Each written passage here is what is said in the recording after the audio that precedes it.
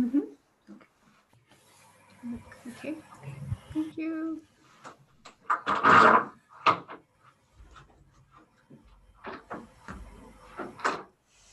Good morning, Venerable. Good morning. Okay, Good Venerable. evening. Yes, it's morning down here. Good to see you, Venerable. I'm going to give a little introduction, and then after that, please proceed. Okay. Right, so good morning. Thank you, everyone. Today, we're deeply honored to have Venerable Sangye Kadro to be with us this lovely Sunday morning. Good weather here. Venerable Sangye Kadro has taught several retreats and courses at Savarsty Abbey, including dealing with difficult emotions in 2017, meditative concentration retreat in 2018, and peaceful living, peaceful dying courses in 2019 and 2020. So Venerable is California born, and she was ordained as a Buddhist nun in Kopan Monastery, and is a very long time friend and colleague of the Abbey founder, Venerable Thubten Chodron. So Venerable Kadro has studied Buddhism with many great masters, including Lama Zopa Rinpoche, His Holiness the Dalai Lama, Geshe Ngawan Dage, and Kanshu Jampa Tikcho. So she began teaching in 1979 and was a resident teacher at Amitabha Buddhist Centre in Singapore for 11 years. So as Singapore is slowly and cautiously moving forward to phase 3, so there is much uncertainty still as our neighboring countries and many other countries are still experiencing second, third, and maybe the fourth waves. So this lockdown has taken a toll on everyone, be it young children having to do 2 months of home-based learning. So many of us were still working from home. So cases of panic, anxiety, depression have risen lately. So what else can we do as we wait and see? So let us now welcome Venerable Sangye Kadro to tell us more on living with compassion in times of uncertainty. Venerable, please proceed. Thank you. Hello, everyone. And to start with, I would like to convey Venerable Chodron's apologies because she was the one who was originally meant to give this talk. And because she recently had surgery, hip replacement surgery, she's still recovering from that. So she just didn't have the energy for giving this talk tonight. She asked me to do it in her place. So she wishes to send her greetings to all of you. And perhaps she'll be able to give the following talk 2 weeks from now. So it's my great pleasure to be able to speak with all of you. It's hard for me to say this morning because here it's night, but anyway, for you it's morning. So I'm very happy to give this talk. I always like talking about Dharma. So when there are people who are interested and enthusiastic and appreciative of learning the Dharma, then, you know, for me, that's like a great honor. It's a gift to be able to talk about the Dharma. So before getting into the talk itself, we usually spend a bit of time calming down our mind and getting our mind into a good state, a good frame of mind as you know, as we go into the Dharma talk. So motivation is always really important. What is our motivation for being here, being part of this talk? It's really important that we try to have a positive motivation. The very best motivation that we can have is what we call bodhicitta. And probably some of you have heard about that, have learned about the bodhicitta motivation, and you may feel comfortable with the bodhicitta motivation, which basically means you want to help all living beings. And the best way of helping them is to develop our own Buddha nature. So Buddhism says each one of us inside of our heart, our mind, has the potential to become a fully enlightened Buddha, just like our founder, Shakyamuni Buddha. So we have the potential to become just like him. That means having a state of mind that's full of only positive qualities such as compassion and love and equanimity and joy and wisdom and generosity. So all the positive qualities that exist are in the mind of a Buddha, and they're fully developed, and they're there all of the time. They don't just come and go, but they're always there. And the Buddha's mind is also completely free of all negative qualities such as anger, attachment, selfishness, jealousy, pride. So all the, mistaken and disturbing, unskillful states of mind have been totally eradicated in the mind of a Buddha. Only the positive qualities are there. So a Buddha is able to work without any obstacles or hindrances to be able to help other beings all the time with many qualities. So we have the potential to become like that ourselves, and it's really the best thing we can do. If we want to help others, that's the best way to help others, is by becoming a Buddha. But also becoming a Buddha is the best thing we can do for ourselves. Because if we become a Buddha, that means all of our disturbing emotions and thoughts and feelings are gone. There's no more suffering of body, no more suffering of mind. All our suffering, all the causes of suffering are totally gone. So that means that we don't have any more problems. We don't have any more suffering. And because we have all these positive qualities in our mind is always happy and peaceful and calm and just totally there to help others. So that's the best state of mind or best experience that we could have ourselves. It's the greatest happiness, the greatest peace.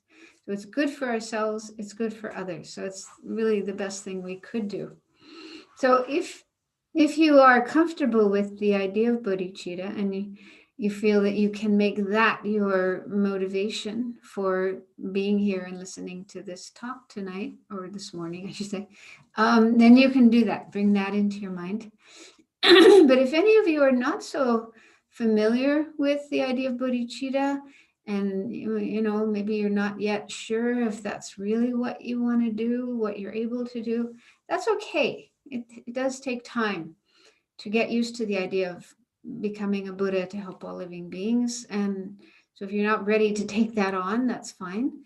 But try to at least generate some kind of altruistic motivation. That means wanting to help others, wanting to use your life, your time, your energy as much as you possibly can to be helpful to others.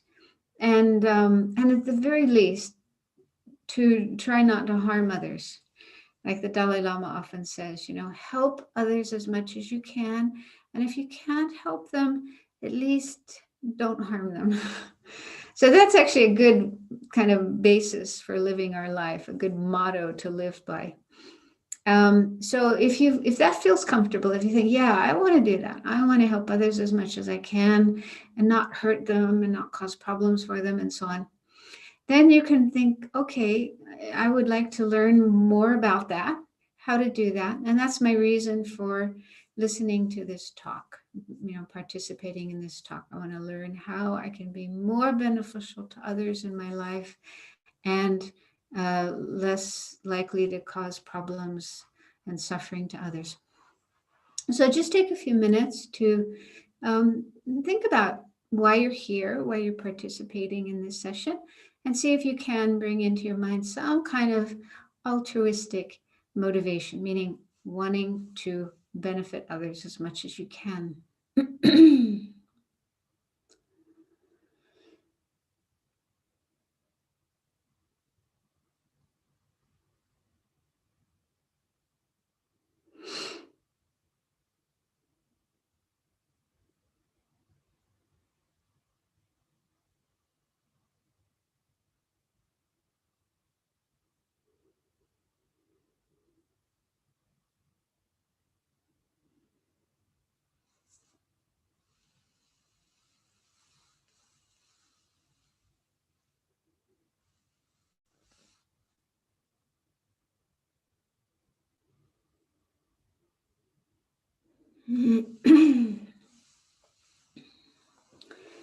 Okay, so we'll do a little bit of meditation again later during this talk, but I'd like to,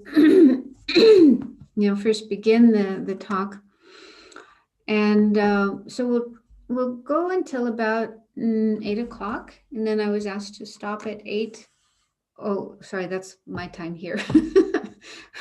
um, and then the last half an hour of the talk will be a question and answer. So if you have questions, you can, I think, put those in the chat box and I'll do my best to answer them.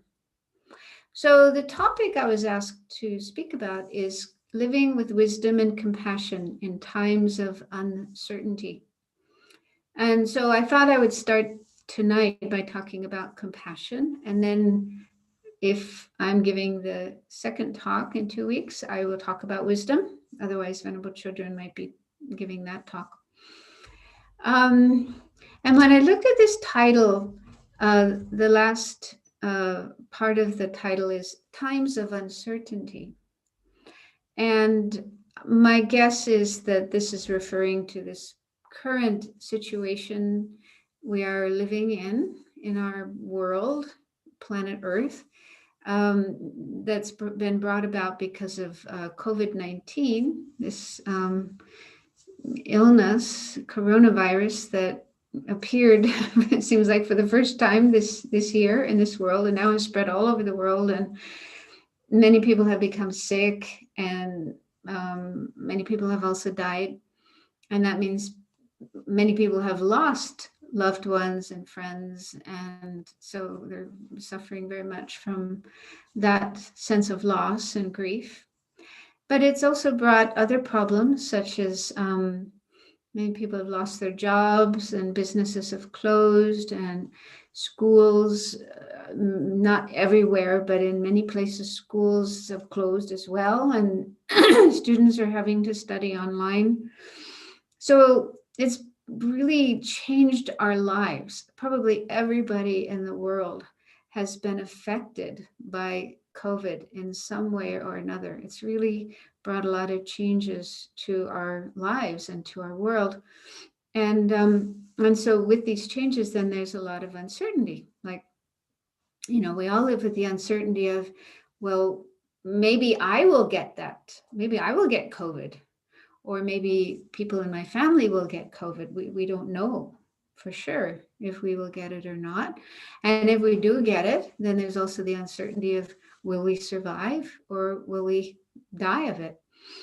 Because that is something that happens to many people. And then there's uncertainty with regard to jobs or one's economic situation, about education, and so on. So there's a lot of uncertainties in our world right now, in our lives right now. But then when I was thinking about that, I was thinking, but is there ever a time when there isn't uncertainty in our lives? Yeah. Some kind of uncertainty. I mean, the current situation is something unusual. This isn't something that's always happening. But even at times when we didn't have the pandemic, for example, last year, the year before, and so on, we didn't have COVID-19, this pandemic. But does that mean there was no uncertainty back then? Like last year, was there no uncertainty last year? So like, if you think about it, even at times when maybe we have a good job and a stable job, and we have a good place to live, and we have a interesting social life, and things are going well in our family, and so on, and our health was good. So even in times like that, when things seem to be quite good, was there certainty? Was there absolute certainty in our life? For example, certainty that all of these things would continue, would last, would go on like that, and not change. So in other words, I'm just questioning, is this time we're going through the only time when there's uncertainty? Because in fact, in the Lam Rim, meaning the path to enlightenment, the stages of the path to enlightenment, which I'm sure some of you have studied. It's divided into 3 different sections according to different levels of our practice. And in the middle section of the Lamrim, the path to enlightenment, we learn about mainly it's about the Four Noble Truths, the truth of suffering and the causes of suffering, the cessation of suffering, and the path that leads to cessation. And there's a lot of material in that section of the Lamrim about suffering, different kinds of suffering, lists of different kinds of suffering, the 8 and the 6 and the 3. So some of you are probably familiar with that and have heard about that and meditated on that and so on. So one of those lists has 6 types of suffering that are that exist in samsara, cyclic existence, this situation that we are in, as long as we're not Buddhas, as long as we're not enlightened, or as long as we haven't reached nirvana, we are in this situation which is called samsara, or cyclic existence. So these 6 kinds of sufferings are all characteristics, features of cyclic existence. And the first of these 6 types of sufferings is uncertainty. Yeah. So uncertainty is a characteristic of samsara, and it's a kind of suffering. It's a kind of dukkha, meaning, as long as there is this uncertainty, then, we're always somewhat, in an unsatisfactory state. We never know quite what's going to happen next. We never know if what we're experiencing right now is going to last or will change.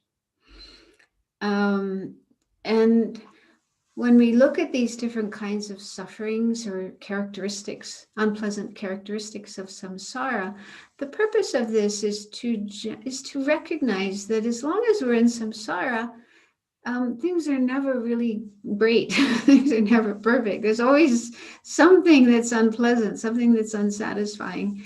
And so we need to get ourselves out of this situation. We need to recognize that samsara is like a prison, is like, sometimes they call it a great ocean of suffering, an ocean full of all kinds of horrible experiences, painful, unpleasant experiences.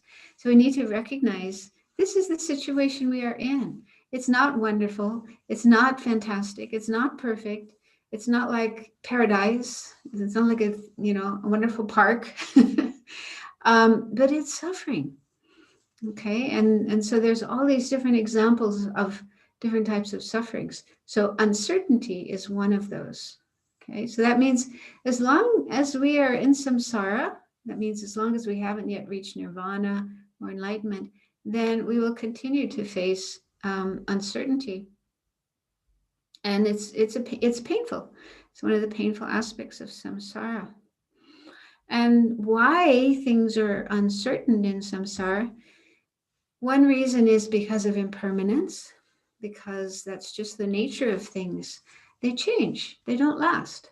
Like our bodies, this body that we have, we come into the world as a tiny little baby, and then we grow, we become children, and then teenagers and adults, and then eventually we become elderly people, and then eventually we die. Our body just doesn't last forever. That's just part of samsara. And there's uncertainty there. We don't know when we're going to die. We don't know how old we're going to be when we die. It isn't necessarily when you're 80 or 90 or, very old. People die in their 20s and 30s. Even children die. So that's one very vivid example of uncertainty. Uncertainty of our lifespan, how long we're going to live. And that may be why many people now are feeling somewhat confused and maybe depressed and, mentally unstable because of this COVID and the uncertainty of, will I get it or not? Will I survive or not? So But anyway, so there's lots of examples of uncertainty in our life, and it's just part of samsara. And again, the purpose of contemplating these different examples of suffering or dukkha in samsara is to generate the wish to free ourselves, to get ourselves out of this situation, because we deserve that.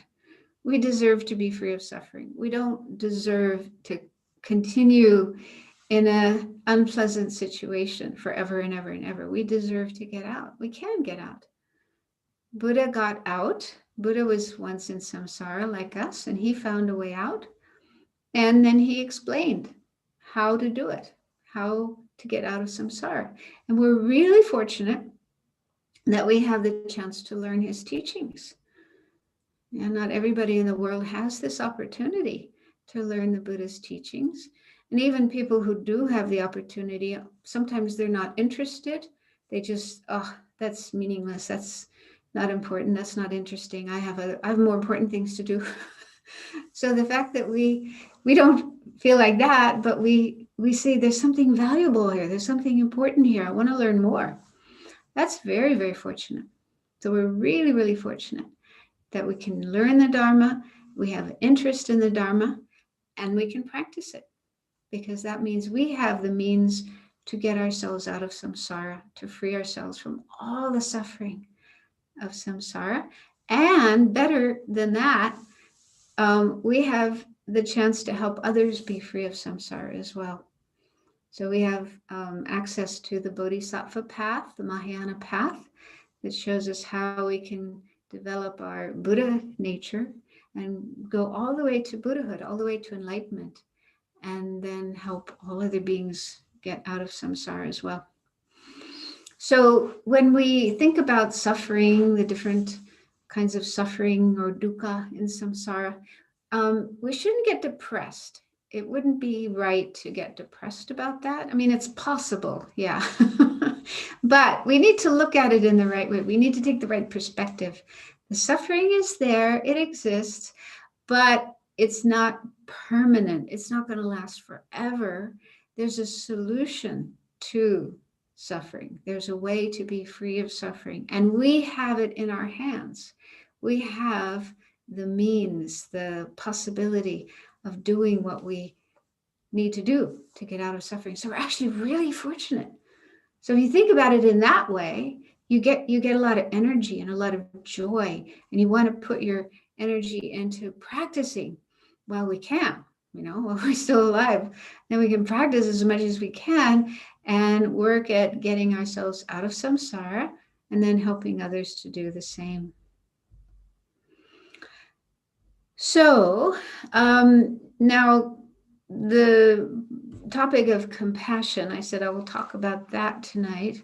So compassion is a very helpful tool, we could say, a tool or a method that can help us in times like this, in times of uncertainty. And in fact, it's said that for a Buddhist practitioner, for someone who wants to practice and follow the path, when there are difficulties, when there are challenges, when things are not going smoothly and going well in our life, these are actually really good opportunities. These are good times for the practice of Dharma. Yeah, which is kind of counterintuitive, because our usual kind of way of dealing with things is when problems happen, bad things happen, we tend to think, oh no, I don't want this. This is bad. This is a hindrance. I want this to stop. I want this to go away. When is it going to go away? So we tend to have that kind of reaction. But actually, they say somebody who really understands the Dharma and is really, a dedicated practitioner of the Dharma, when problems happen, they actually feel, oh, this is great. This is a great opportunity for practicing. And one example of that is this very topic we're talking about, which is compassion. When problems happen, when difficulties happen, this is a really good opportunity for us to enhance our compassion, increase our compassion, have more compassion. Because when things are going smoothly, not too many problems are happening, things are going really well, in those kind of situations, it's possible for our mind to become kind of lazy and complacent and think, oh, I don't have to work so hard. There aren't too many problems. And also our compassion might be kind of low. It might not be very strong. But when there are problems, when there are difficulties, like what's happening now with the COVID, there's so many cases of suffering, so many problems happening, both for ourselves and our family members and our friends and the people around us. So this gives us so many opportunities to meditate on compassion and generate compassion and increase our compassion. And that's a really good thing to do, because the more compassion we have, the more positive our mind is, and the closer we get to enlightenment, which is what we're striving for. So let me talk about compassion, just in case some of you are not so familiar with it, what it is. So compassion it's a state of mind we already have. It's just a natural part of everybody's mind. It's explained in traditional Buddhist teachings as the wish for others to be free of suffering. The wish, well, it doesn't have to be more than one. It could just be one person, even if it's just one person or one sentient being who you see has some suffering, and you feel the wish for them to be free of their suffering, the wish to stop suffering. So that's the usual explanation of compassion. And an explanation that's a little bit more elaborate than that, from a book by Thubten Jinpa. Thubten Jinpa is a Tibetan, and he is a geshe. He got a geshe degree, and then he also got a PhD in Cambridge University. So he also has, a high degree of knowledge of Western philosophy and religion and so on. And he's been a translator for the Dalai Lama many times. He's also translated books and written books and so on. So anyway, he wrote a book called A Fearless Heart. A Fearless Heart. It's a wonderful book. And it's telling the story of how they developed a compassion training program at Stanford University, which is one of the best universities in America. And he, together with a number of other people, developed this program to train people in compassion. And it's been very successful. Many people have done the program. Many people have become trainers of the program. So so anyway, it's all about how to develop compassion. So in that book, he explains compassion in this way: a sense of concern that arises when we are confronted with another's suffering and feel motivated to see that suffering relieved. So it's a feeling, a sense of concern when we can see or hear about somebody who is suffering, who's experiencing suffering, and we feel motivated. We don't feel like cold, indifferent, unfeeling. We feel motivated to do something to relieve their suffering. So probably examples we could relate to in our own experience, if we see, it's probably easiest when it arises with some little being, like a child. If you see a little child crying, looking really sad or really frightened or hurt, and they're crying, and it just goes right to your heart. And you just want to do whatever you can to relieve that suffering that you see. For others, it might happen more easily with animals. If you see a little kitten or a little puppy or some kind of a small animal who also looks frightened, hungry, has no one to take care of them, and so on. So seeing that, you just feel something in your heart, and you feel, I have to do something. I have to help. I can't just walk by and ignore it. So that's the feeling of compassion. When we feel moved, we feel touched here You might even feel it here in your heart, in the heart chakra. And we at least want to help. We may not always be able to help for various reasons. For example, if we see something on television, we see somebody suffering on TV and they're on the other side of the world, we can't just immediately go and help them, but to at least feel the wish to help, to feel moved and touched and concerned and want to help them. So that's the meaning of compassion. So we all feel it at least sometimes, not always maybe, but at least sometimes. And we feel it for at least some people, maybe not everyone, because sometimes there may be somebody we find really annoying, and maybe they've done things we don't like, and we may feel angry at them. So maybe harder to feel compassion for them. We have to work harder to feel compassion for people like that. But it's not impossible. Buddhism says we do have basic compassion, and it's possible to work on our compassion and grow it, develop it more and more and more. And eventually we can feel compassion for everyone. That's like a Buddha or a bodhisattva. They have that kind of compassion. They're able to feel compassion for everybody without exception. And we can do that too. It takes time, it takes energy, but it is possible. And for some people, sometimes people have misunderstandings about compassion. Some people might think that compassion is when you get all emotional and you feel kind of distressed when you see somebody suffering or you hear about suffering. You get really, that's not compassion, actually. I'll just read you a quote from the Dalai Lama. He says, genuine compassion, as opposed to pity or personal distress when seeing others suffer, is deliberately cultivated for a good purpose. Unable to ignore sentient beings' dukkha or suffering, compassion wishes them to be free of it. Our minds may be temporarily disturbed because our apathy has been challenged. But this type of mental disturbance spurs us to be more tolerant and kind. It makes our minds strong and determined to aid others and brings benefit to ourselves and others.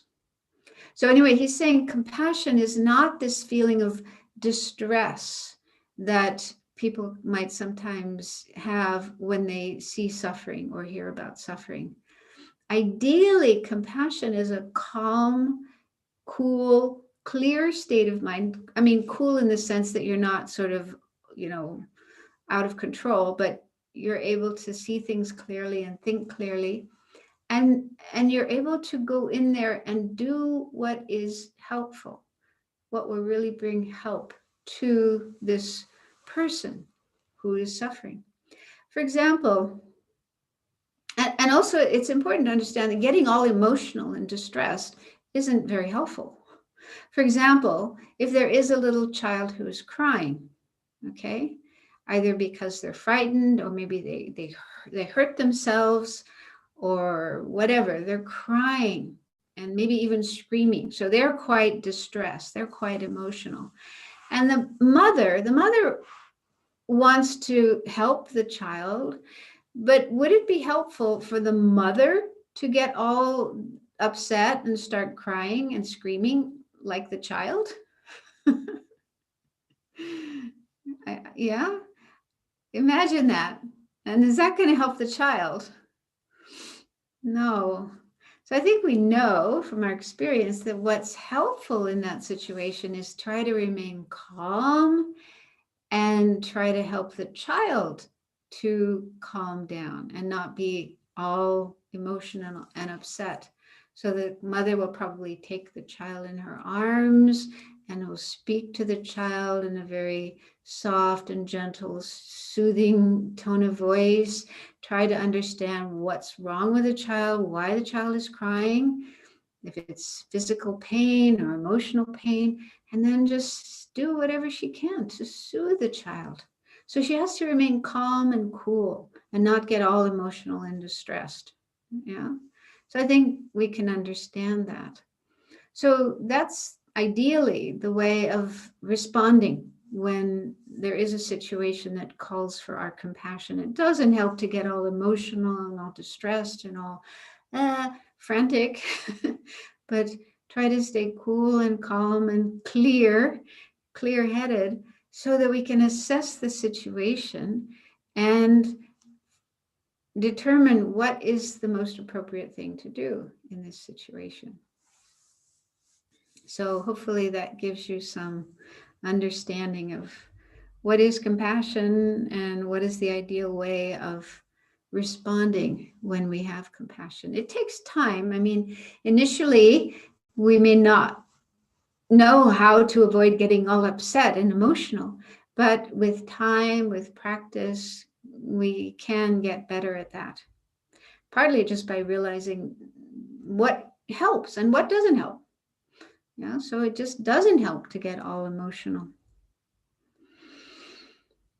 And another question people sometimes ask is, what's the difference between empathy and compassion? Because there's a lot of talk nowadays, at least in the area of psychology and so on, about empathy.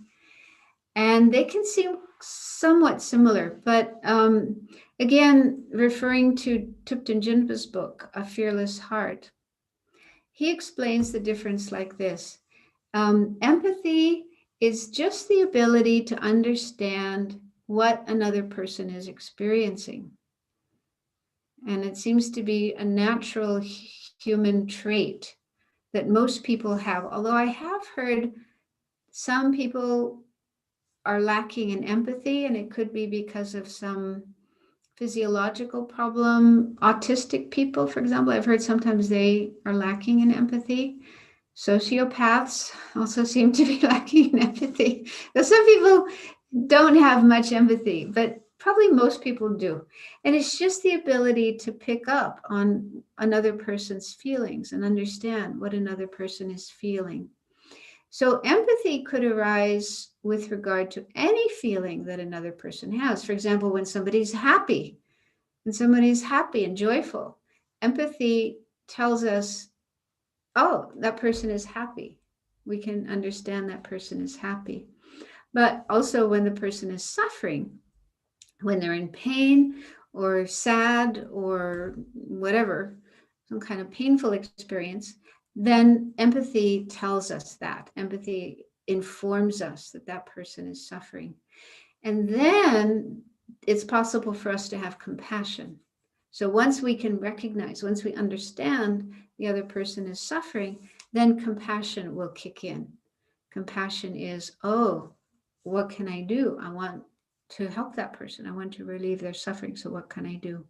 So empathy underlies compassion and leads to compassion. So that's one way of explaining the difference between those two.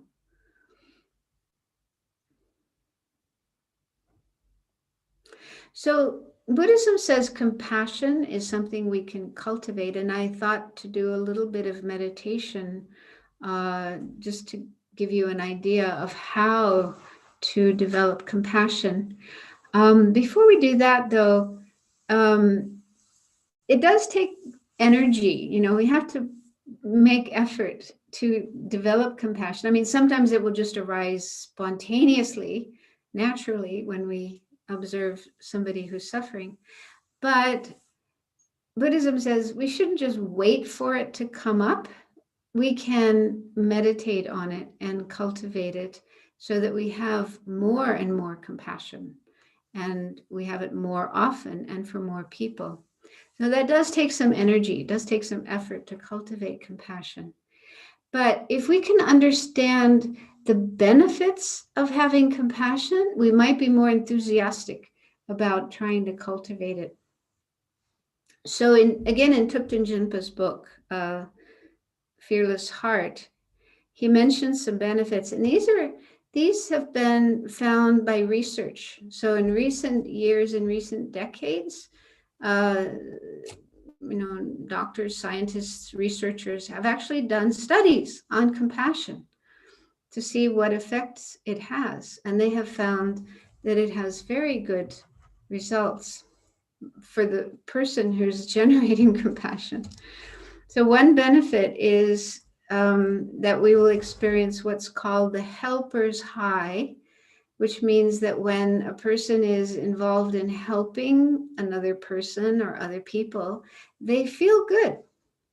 And there's a physiological reason for that, because there's a kind of, I think it's a hormone called endorphin, produced by the brain. I don't know much about that, but anyway, there's more endorphins in our body, in our system, when we are helping others. And endorphins has the effect of making us feel better, making us feel happier. So you get an immediate, almost immediate, good feeling from having compassion and acting out of compassion, helping others. For example, I read about one study they did with people who are out of work, people who are jobless. And that's a situation where people can often get depressed because, they can feel useless. They're not a useful part of society. They might feel like a loser.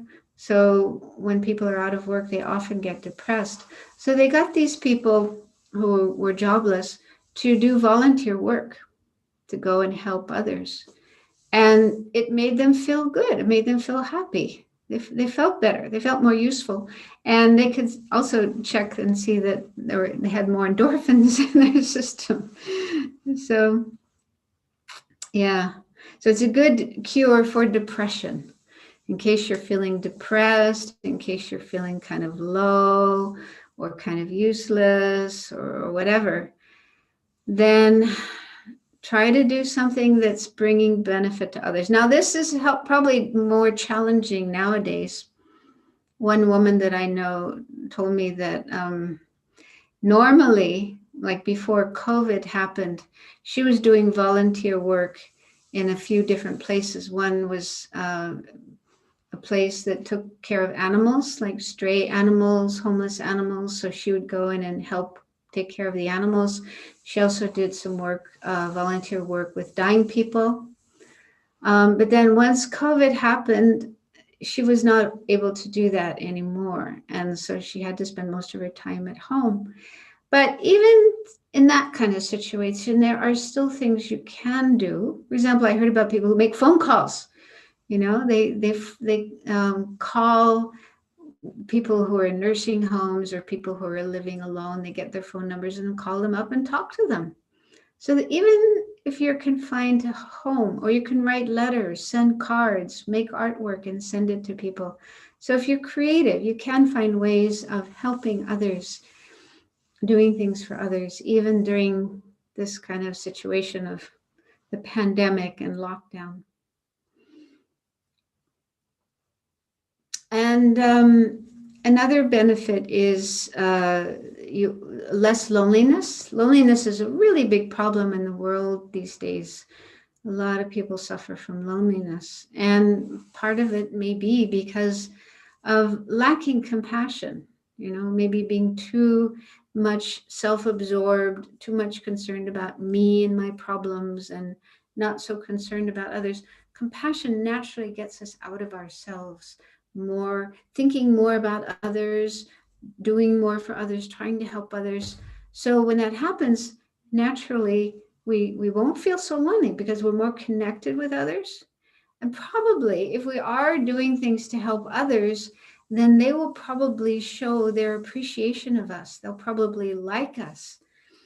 And then, once we got people liking us, no more loneliness. Yeah. And another benefit is feeling more useful instead of useless, having a greater sense of purpose and meaning in life instead of feeling, oh, life is meaningless, I am useless. So it gets us out of those kind of feelings. And less stress. So people who have more compassion, cultivate compassion, have less stress. And when there's less stress, I think that will also affect us physically. We'll be healthier, have fewer health problems, health issues, and probably a longer life. Another benefit is they say that kindness is contagious. So when one person does an act of kindness, shows kindness in helping others, others who observe that or even hear about that will be touched and moved, and they will, maybe not always, but sometimes be inspired to do acts of kindness themselves. So one act of kindness can lead to other acts of kindness, and then those in turn will lead to other acts of kindness. So it becomes like the rippling effect. So then so many more people benefit, from the act of kindness that we do. So these are just benefits we ourselves will experience. And of course, if we have compassion and act with compassion, others will benefit as well. That will be a beneficial thing for others. Because, in Buddhism, a very important aspect of our practice is ethics, ethical conduct, which basically means how we live, how we behave. And the basis of ethics in Buddhism is actually compassion, non-harmfulness.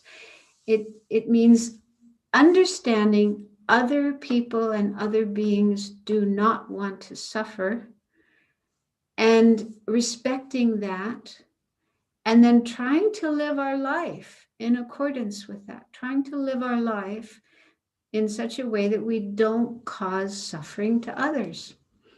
I mean, sometimes we may fail, we make mistakes, but at least if we have that awareness, and that's like our underlying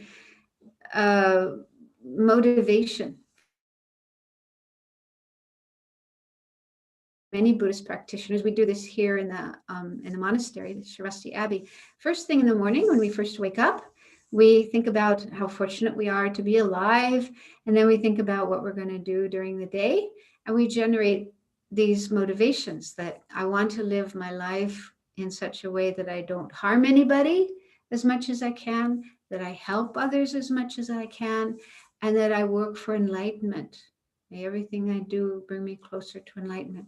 So if you start your day like that, and really do it that sincerely and genuinely, then your whole life, every day and month after month, year after year, becomes beneficial for others and non-harmful for others.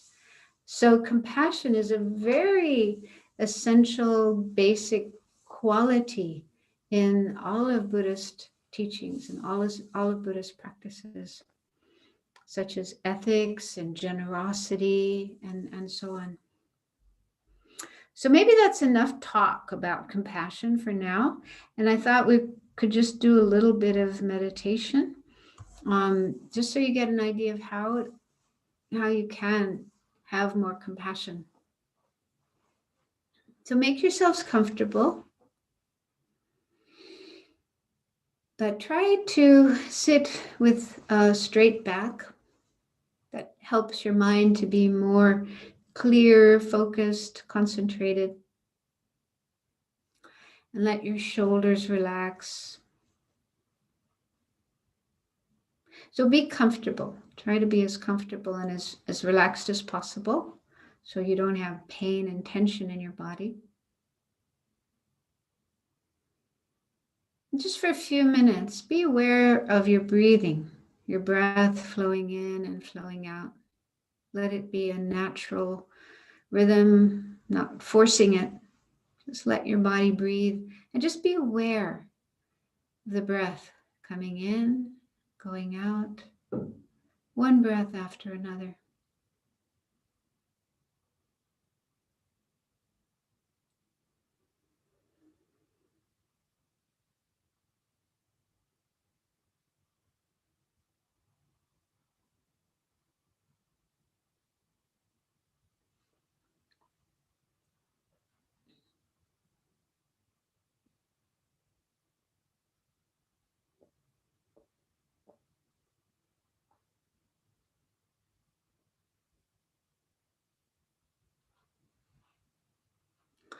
So now go inside your own mind, your own heart, and get in touch with this sort of natural, spontaneous feeling that lies there, a feeling of wanting to be happy, wanting to have good experiences, and not wanting to have any suffering or any problems.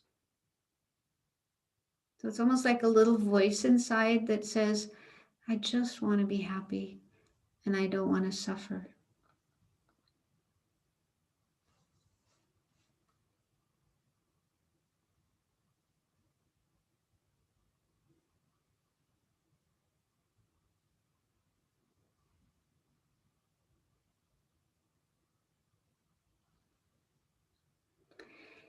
And when you can see this in your mind or feel this in your mind, don't think there's anything wrong with it.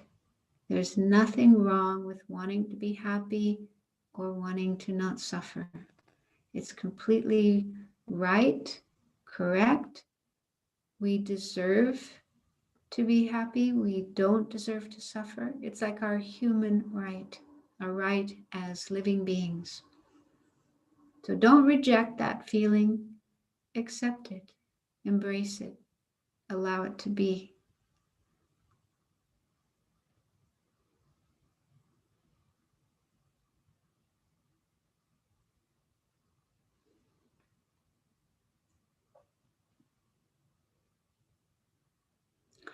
But now open up your mind, your heart, and think about other people. We share this planet with more than 7 billion other human beings, and there's lots of other kinds of beings as well, like animals. And they also have this same feeling inside of their mind, their heart. They also have this feeling like a little voice that says, I want to be happy. I don't want to suffer.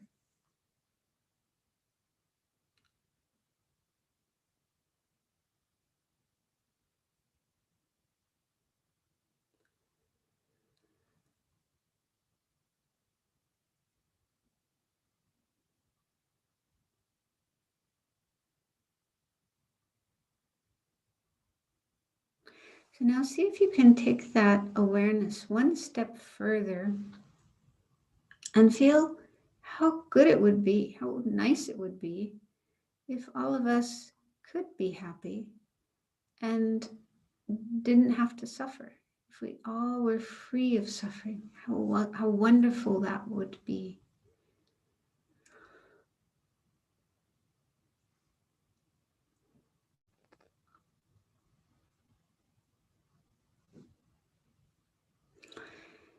Now bring to mind a person you know and care about, who is experiencing suffering. It doesn't have to be some huge suffering like having COVID, but even something small. Like maybe they're feeling a bit sad or a bit bored or confused, or maybe they have some minor physical problem that's unpleasant, uncomfortable. So bring such a person to mind and try to have a mental picture of that person as if they're right there in front of you.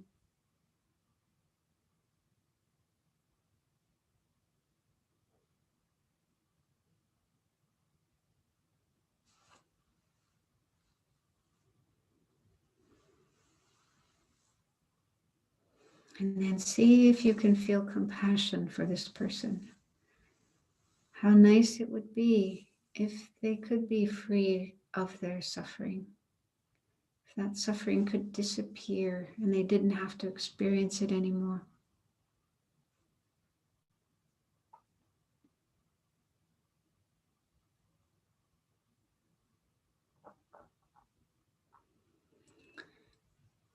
And it can be helpful to say to yourself certain phrases such as, may you be happy, may you be free of suffering.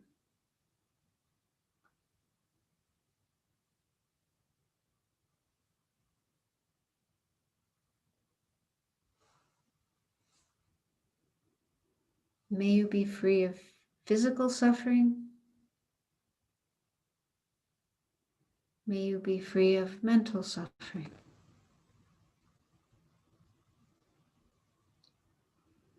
May you be at peace.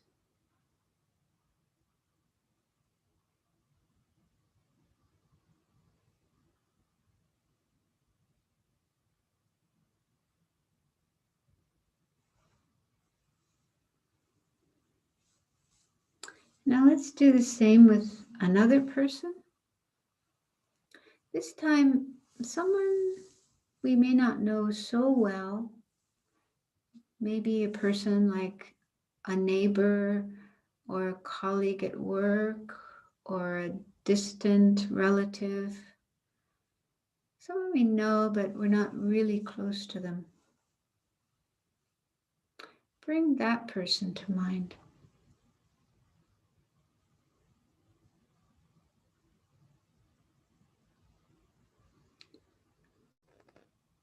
Try to have a mental picture of that person as if they're right in front of you.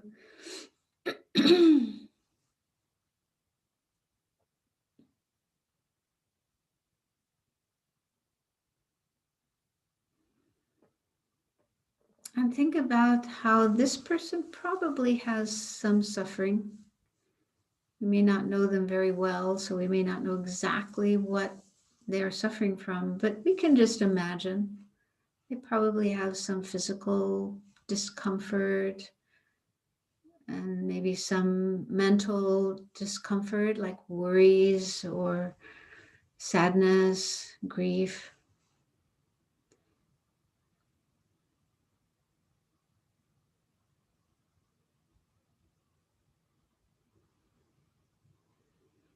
And remember, this person is basically just like you. They don't want to suffer. They want to be happy.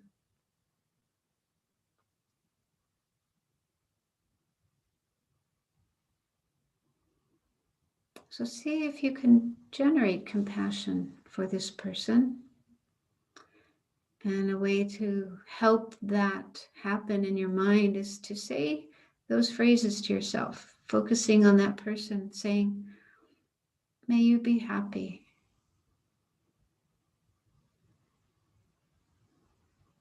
May you be free of suffering. Physical suffering, mental suffering, all kinds of suffering. May you be free of them.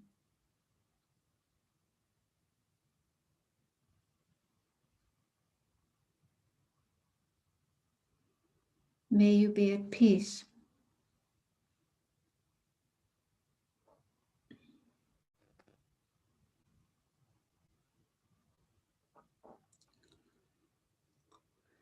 And now think of somebody that you have some difficulty with.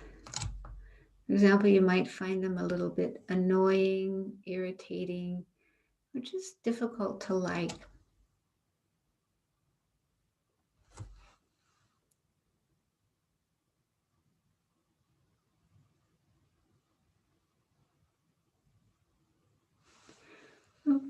Bring to mind a person like that, and again, try to picture them in front of you.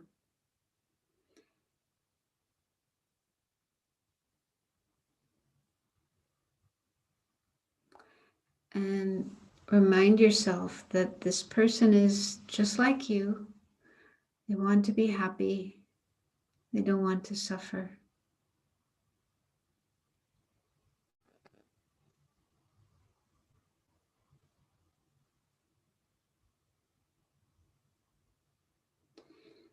Try to go one step further and feel how nice it would be if they could be happy and if they could be free of suffering.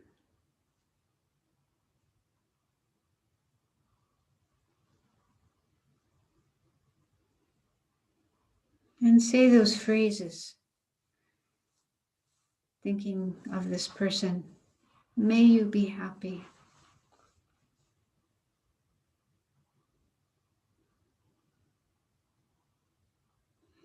May you be free of physical suffering.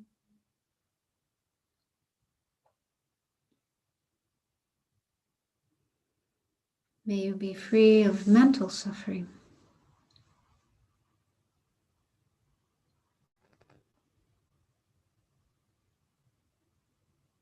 May you be at peace.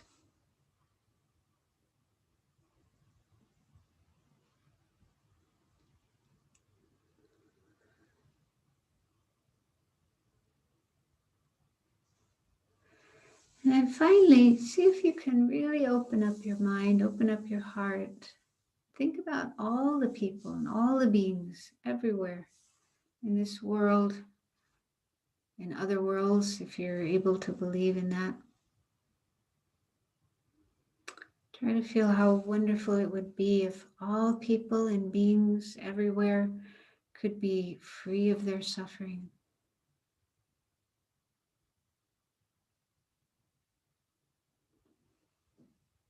And say those phrases to yourself. May all beings be free of physical suffering.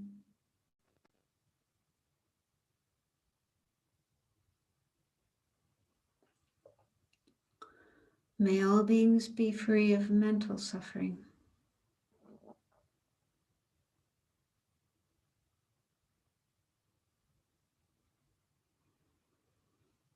May all beings be happy and at peace.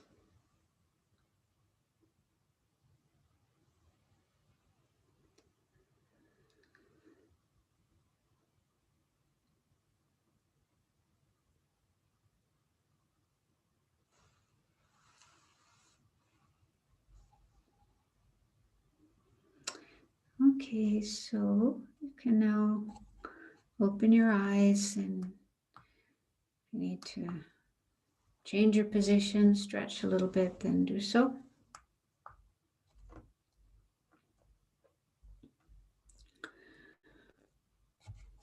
So that's the usual meditation for generating compassion. And if you want to do it on your own, you can spend however much time you wish and are able to, even just a few minutes, just meditating for a few minutes on compassion can really help, because it means we're making our mind more familiar, more acquainted with that feeling, that way of seeing others. And slowly, slowly, compassion just becomes more a habit in our mind. And pretty soon, it just becomes our natural mode of being, our default mode, you might say. And then it just arises by itself. You know, when we see another person, another being, you know, just immediately, automatically, this feeling of compassion is there. And we want to treat them with kindness and help them if they need help, and so on. So that's how slowly and gradually one develops compassion. And this is an essential part of the Bodhisattva's path, the path of a person who wants to become a Buddha eventually. And before becoming a Buddha, they have to become a Bodhisattva. So a Bodhisattva is someone who has compassion all the time for everybody. And it's because they cultivated it. They trained their mind in compassion. They made their mind more and more and more familiar with compassion until it just became their natural way of being, their natural mode of being. And then it's just there all the time. And that's maybe you can imagine what a beautiful state of mind that would be, what a beautiful experience that would be. You'd just be wanting to help people, and you wouldn't be angry at them and wanting to hurt them. So, yeah. So that's just a little bit about compassion, and I'll stop here and open it up to questions if anyone would like to ask a question.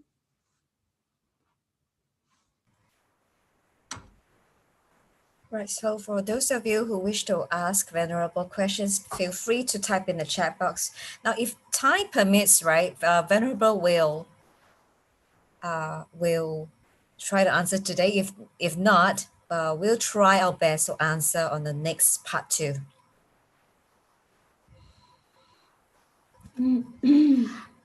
All right, so participants, you can unmute yourself if you wish to speak to Venerable directly.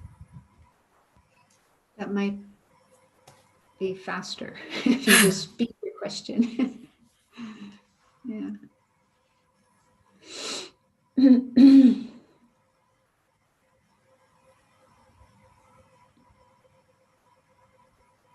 I have a question. Can I ask it? Yes, yes. Yes. Okay. Louder. Thank you. Could you speak louder? Yes. This Okay. is better. Yeah, that's Okay. better. That's better. Okay. Thank you for your talk. It was really helpful. One of the steps of generating bodhicitta is exchange yourself and others. And I have some difficulties. What to do in this steps? Can you explain something about that? Yeah, there's actually a method for developing bodhicitta, which is called equalizing and exchanging oneself with others. And it has 5 steps to it. So the first step is called equalizing yourself with others. And there you simply contemplate, like we did just now, you contemplate that we are all basically the same in that we want to be happy and we don't want to suffer. This is something we all have in common, right? There's nobody who wants to suffer. There's nobody who doesn't want to be happy. So we just contemplate that. And in that way, we make ourselves and others equal. Yeah, we are all equal in wanting to be happy, not wanting to suffer. And there's other things as well that make us equal. For example, the fact that we all have Buddha nature. We all have the potential to be free of suffering and to reach enlightenment, Buddhahood. So this is something else that we all share, that we all have in common. We are all equal. And so it's just to familiarize ourselves with that idea. And that will start to decrease our self-centeredness or self-importance, a feeling like I'm better than others, I am special, which is, a tendency we sometimes have. So that's the first step. The second step is, well, the second and third steps, I'll put them together. With those steps, we compare 2 attitudes, 2 states of mind. One is being selfish, being self-important, like thinking I am the most important person in the world, I am the center of the universe, I am more important than everybody else. So that kind of attitude, which we all have sometimes, we put ourselves first before others. So we look at that attitude, and what does that do for us? What's the consequence? What's the result of having that attitude? Does it make us happy? Does it bring good results? I mean, according to Buddhism, no, it doesn't bring happiness. It doesn't bring good results. It actually brings suffering. For one thing, when we have that kind of selfish attitude, it often motivates us to do harmful things, to do negative things. And that means we create bad karma. So if we look at all the examples of bad karma, like killing and other acts of violence and stealing and lying, and we ask ourselves, well, why do people do those things? What's the motivation behind it?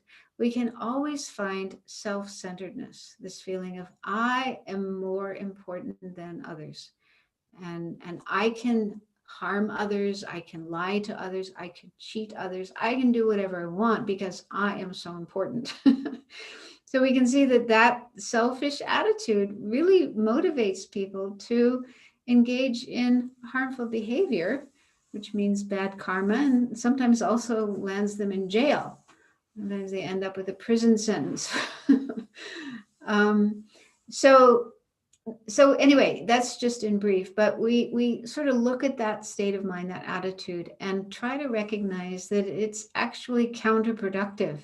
Instead of making us happy and bringing good things, it makes us unhappy and it brings suffering.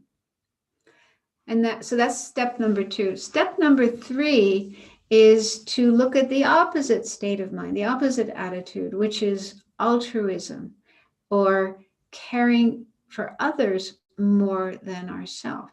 So we all have that sometimes. We sometimes do put the needs of others before ourselves, especially parents. Some of you might be parents, and when you're a parent, you have to take care of your kids. You have to put your kids first before yourself, because they need it. Or if you're a pet owner, if you have a pet, you also have to, sometimes put your needs aside in order to take care of your pet. So that we all have some experiences of putting others first and, putting ourselves out there for others. So we look at that attitude and what does that do for us? Yeah. And hopefully we'll recognize that that's actually a very beneficial attitude. It brings a lot of happiness, a lot of satisfaction. It's what motivates us to engage in good actions, good karma.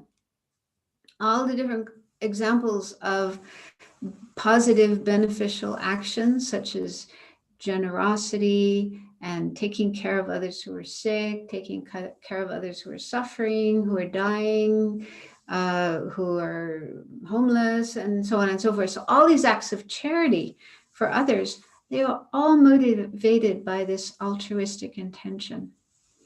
So we try to see how that state of mind is really good.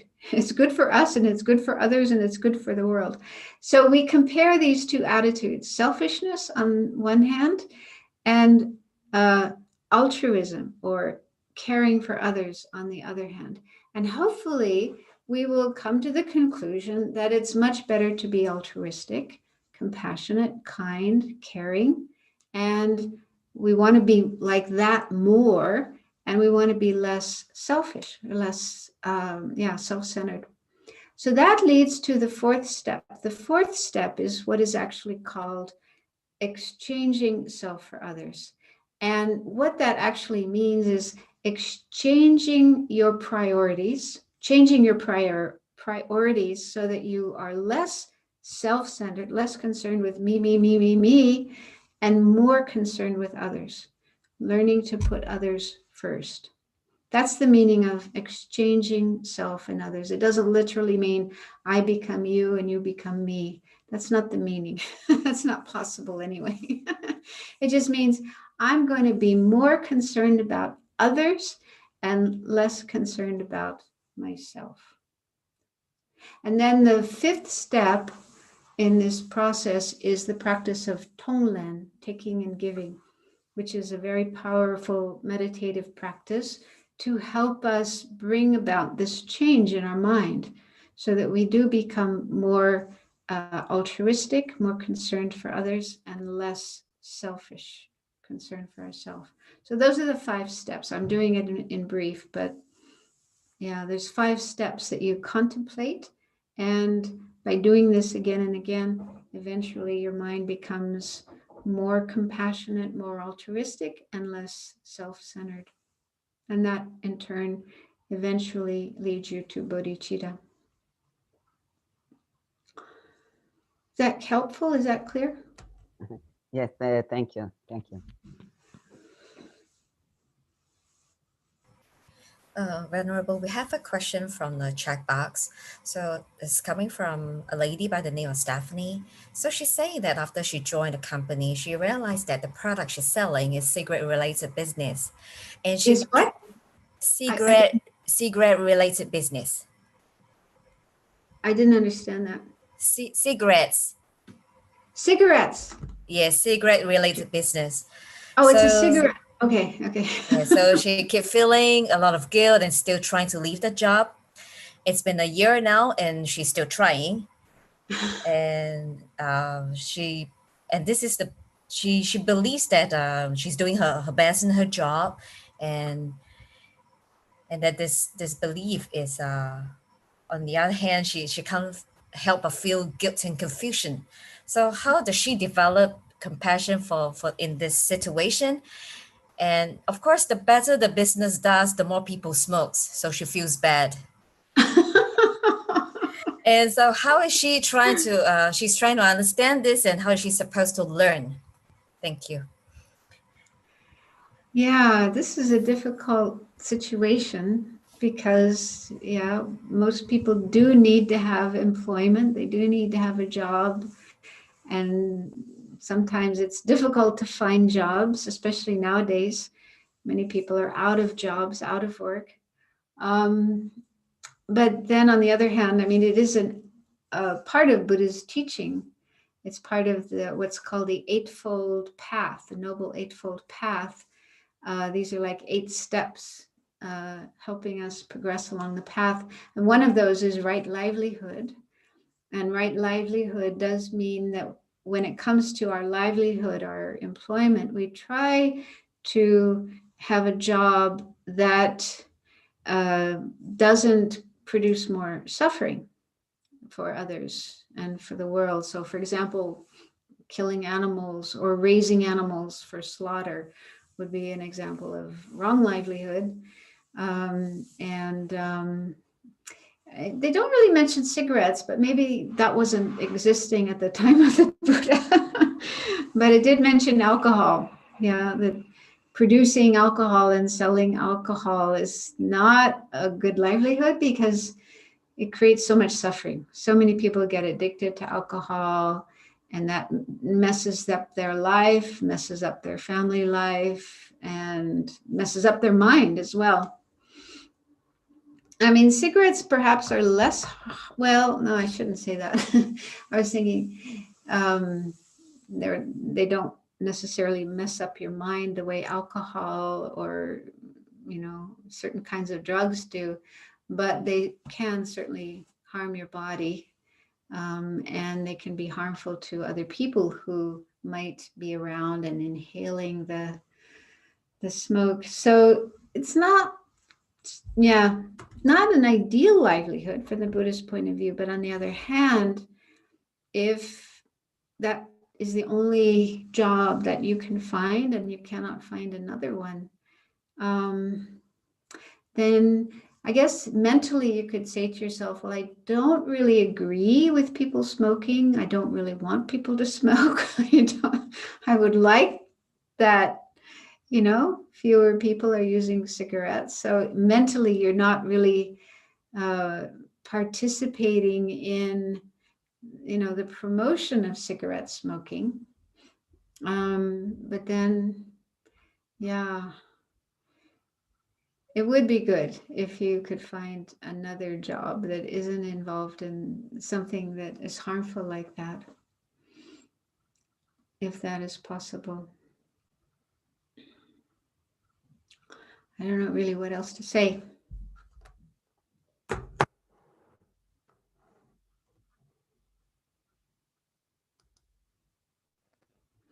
I mean, doing purification can be helpful as well. This is a big part of our practice in Tibetan Buddhism, because it's very hard for us to go through life without making mistakes, without doing things that are non-virtuous, even if we want to, but just our habits, our emotions and so on, we sometimes find ourselves doing things that are not virtuous. So we do a purification practice. Probably most people will do at least one time a day a purification practice, such as Vajrasattva, or you could do it with the Buddha, Shakyamuni Buddha, where you bring to mind whatever wrong you have done, whatever mistake you have done, you feel regret, you take refuge and, kind of declare what you have done and your regret for it. And then you do some something to counteract that negativity, such as reciting the mantra of Vajrasattva or Shakyamuni Buddha.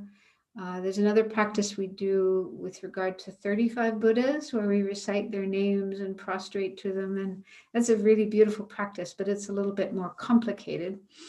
But anyway, there are various ways in which you can create some virtue, some positive energy to sort of counteract that negative energy that you've created.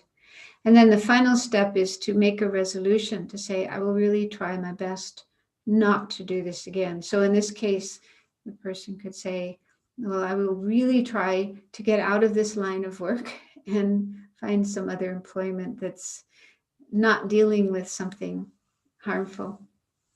So as long as you have that mental state, those kind of thoughts and feelings, I think that's the best you can do.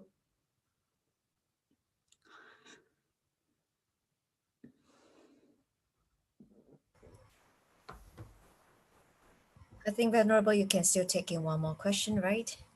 Yeah, still have some time. Right, do unmute your mic if you would like to speak to Venerable directly.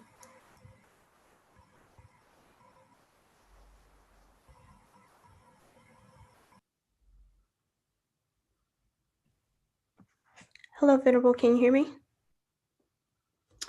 Well, I see a question in the chat from RHC saying, how do we best develop self-compassion? Does it come with generating compassion for others? This is when one has more difficulty generating self-compassion than generating compassion for other beings. Yeah, I didn't mention that, but and sometimes it isn't mentioned in the traditional Buddhist teachings. They don't specifically mention compassion for oneself. They talk mainly about compassion for others. But many people in the world, like many people in the West, have the problem of not having compassion for themselves and even having very negative feelings towards oneself, being self-critical, even sometimes self-hateful, putting oneself down and so on.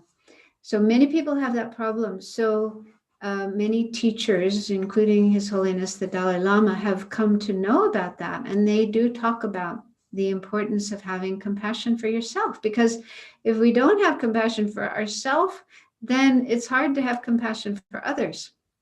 And I think the reason for that is, if we don't have compassion for ourselves, it's usually because we see things in ourselves that we don't like, that we don't accept, that we are critical of. And if we do that to ourselves, when we see those same qualities in other people, that will trigger off the same kind of judgmentalness and criticalness and aversion. Yeah. So that's how lack of self-compassion makes it hard to have compassion for others. So it's very, very important to work on that. It may take time. There's actually a American psychologist named Kristen Neff, who is also a meditator, and she spent 10 years doing research on self-compassion. And the research focused on what are the disadvantages of self-hatred and what are the advantages of self-compassion. And it's very clear that compassion for oneself is very, very important for happiness, for good relationships with others, and so on. So she wrote a book called Self-Compassion, and she has a website. You can just Google selfcompassion.org or something like that and find out more about that and more resources. So the book does contain advice on how to have more compassion for oneself. So that's one resource. There's probably others as well. But yeah, sometimes when I'm leading a meditation on compassion, I will include oneself. I didn't do that this time, but we're kind of short of time. But yeah, it is important to look at oneself and recognize, I want to be happy, I don't want to suffer, and I shouldn't have to suffer. And then say those same phrases to yourself. May I be happy. May I be free of suffering. May I be free of all physical suffering, mental suffering. So in the beginning, when we're saying those words, it may not feel right. It may not feel genuine. We might feel like I'm just saying those words, but I don't really mean it. But slowly over time, keep working on it. And slowly your mind will start to change. You'll start to feel more genuine. concern for yourself and care for yourself. And also it's important to become friends with yourself. You know, learn to accept yourself as you are, just as we do with our friends. When we have friends, people we really care about them, we accept them as they are. We might sometimes get annoyed with them, but we still, learn to accept them, even with their faults and their shortcomings and so on. We are able to continue loving them and caring about them, even though they're not perfect. So just as we are able to do that with others, we need to do that with ourselves. We need to learn to be kind to ourselves and accept ourselves as we are, and also be in touch with our potential. Like right now, I'm not perfect. I have lots of faults, but I know I can change. I know I have the ability to change, and I'm working on changing myself. So I accept myself as I am now, and at the same time, I'm working to be better, to do better. So those are some of the kind of ways of thinking one can use to generate more compassion for oneself.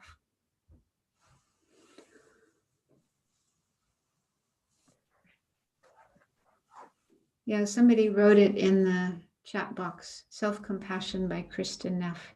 It's a very, very beautiful book. She brings her own story in. She had trouble developing compassion for herself. So she sort of gives examples from her own life on how she worked on that and was able to overcome that.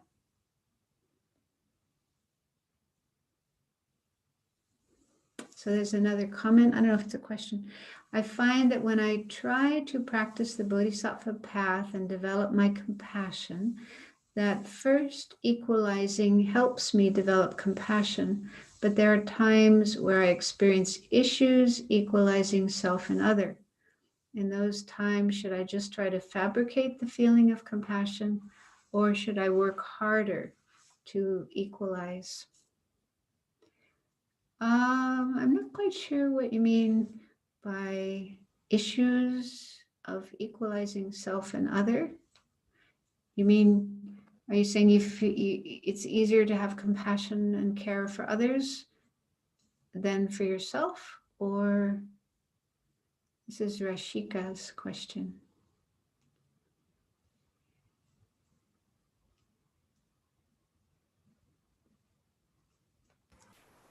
Rashika, if you're there, could you explain a little bit more about what do you mean by that, by that question, please? I'm trying Just to find clarify a bit, yeah. Yeah, I'm trying to find a better way to explain it, but I can't think of it now. So it's okay. You can go to somebody else's question until I can figure out a better way to explain that. But I did want to share a little story, though, when you were talking about how compassion is contagious. I used to work at a restaurant, and one thing we would do, we would ask someone if they will pay for the person behind them, behind them their meal. And a lot of people would do it, and we would find that this would go on for hours. When the person got up to the window, we say, well, hey, the person in front of you paid for your food. And they go, well, really? Well, how can I pay for the person behind me's food? So, and I just thought that was funny because one day it went on for 7 hours. And I just thought it was amazing. Not one person skipped. So I think you're right that compassion is contagious. Yeah, that's a good story. Yeah, when we feel another person's kindness and care and generosity, it just, it can really wake up our own kindness and care. And then we want to act that out and do something to help others. So that's another reason, another benefit for being kind and being generous and being compassionate, because then that will wake up other people's kindness and compassion, and that's good for them. And then it will spread more and more. So then more and more people can experience happiness. But we have to be realistic and understand that even if we do have compassion and we do want to help others, we do want to relieve suffering, we can't always do it. We can't always manage. So we do have to accept that we have limitations. And what I find helpful is to just think about the Buddha and how, the Buddha was this amazing being. He developed his mind to the highest degree, and he wanted to help others. But even the Buddha couldn't help everybody. You know, some people met the Buddha, but they were totally uninterested in what he had to say, and they just walked away. Some people even saw the Buddha as a bad person doing bad things. So he wasn't able to help everybody. So even if even a Buddha cannot help everybody, it would be crazy that I expect myself to be able to help everybody. So at least we have the wish to help others. We do as much as we can to help others, but we have to accept, we have to acknowledge that we can't help everybody. We can't perform miracles, and try not to be disappointed or discouraged if that happens. So that's kind of a learning process we have to go through, but lots of things to learn. Yeah.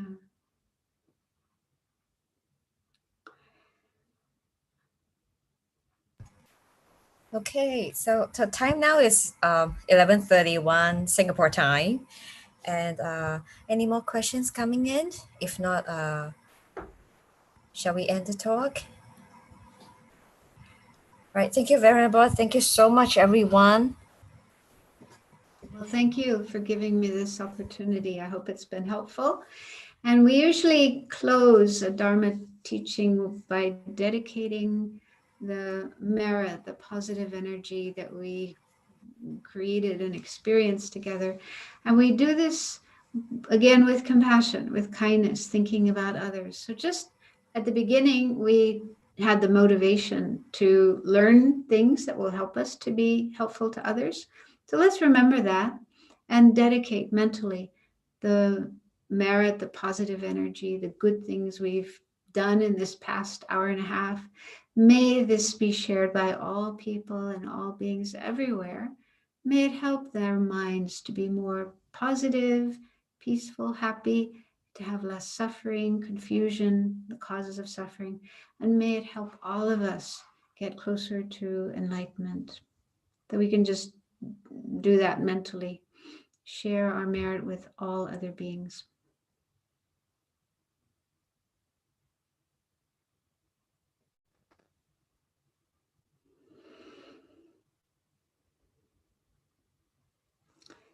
Okay, so thanks very much, and hope we meet again.